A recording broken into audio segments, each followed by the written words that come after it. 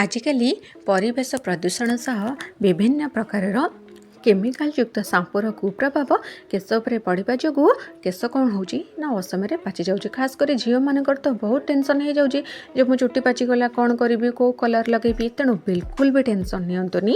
ତେଣୁ ମୁଁ ଆଜି ଆପଣଙ୍କୁ କିଛି ଘରୋଇ ଟିପ୍ସ କହିବି ଯାହାଦ୍ୱାରା ଆପଣଙ୍କର ଚୁଟି 6 ମାସ ଭିତରେ ପାଚିବା ବନ୍ଦ ହେଇଯିବ, କେବେ ବି ପାଚିବନି। ତେବେ ସପ୍ତାହକୁ 2 ଥର ଆପଣ କ'ଣ କରିବେ ନା ପିଆଜ ରସକୁ କେଶରେ ଲଗାନ୍ତୁ।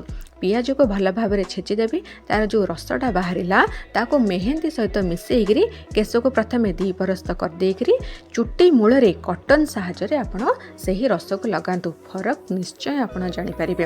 ସେମିତି ବିଶୁଦ୍ଧ ନଡ଼ିଆ ତେଲକୁ ଲେମ୍ବୁ ରସ ସହିତ ମିଶାଇକରି ସେହି ଲେମ୍ବୁ ସାହାଯ୍ୟରେ କେଶ ମୂଳରେ ଆପଣ ଲଗାଇବେ। ଚୁଟି ଆପଣଙ୍କର ଯେଉଁ ପାଚି ଯାଉଛି ଅସମୟରେ ନିହାତି ହିଁ ବନ୍ଦ ହେଇଯିବ। ଆପଣ ନିଶ୍ଚୟ ଫରକ ବୁଝିପାରିବେ। ସେମିତି ସକାଳେ ଖାଲି ପେଟରେ 1 ଗ୍ଲାସ୍ ଗାଜର ରସ ଆପଣ ନିୟମିତ ପିଅନ୍ତୁ। ସେମିତି ଆଲମଣ୍ଡ ତେଲକୁ ନିୟମିତ ରାତିରେ ଶୋଇବା ପୂର୍ବରୁ ଚୁଟିରେ ମାଲିସ କରି ଆପଣ ଶୁଅନ୍ତୁ।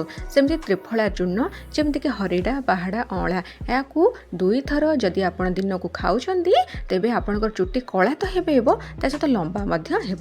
ସେମିତି ଗୋଟିଏ ବଡ଼ ପାତ୍ରରେ ମେଥି ଦାନା ଚାମଚ ସହ ଗିଲାସେ ପାଣି ଭର୍ତ୍ତି କରି ରାତିରେ ଭିଜେଇ ଦେଇ ସକାଳୁ ଖାଲି ପେଟରେ ସେହି ମେଥି ଦାନାକୁ ଖାଆନ୍ତୁ। ଆପଣ 6 ମାସ କରନ୍ତୁ, ଏହାର ଫରକ ନିଶ୍ଚୟ ଜାଣିପାରିବେ। ସେମିତି ମାସକୁ 3 ଥର ଆପଣ କେଶରେ ମେହେନ୍ଦି ଲଗାନ୍ତୁ। ଦେଖିବେ ଚୁଟି ଅତି ଶୀଘ୍ର ଆପଣଙ୍କର ପାଚିବା ବନ୍ଦ ହେଇଯିବ ଆଉ ଚୁଟି ମଧ୍ୟ ସୁନ୍ଦର ଦେଖାଯିବ। ଯଦି ଭିଡ଼ିଓଟି ଆପଣଙ୍କୁ ଭଲ ଲାଗିଲା ତାହେଲେ ଲାଇକ୍, କମେଣ୍ଟ ଆଣ୍ଡ ସେୟାର କରିବେ। ରହିଲି, ଜୟ ଜଗନ୍ନାଥ।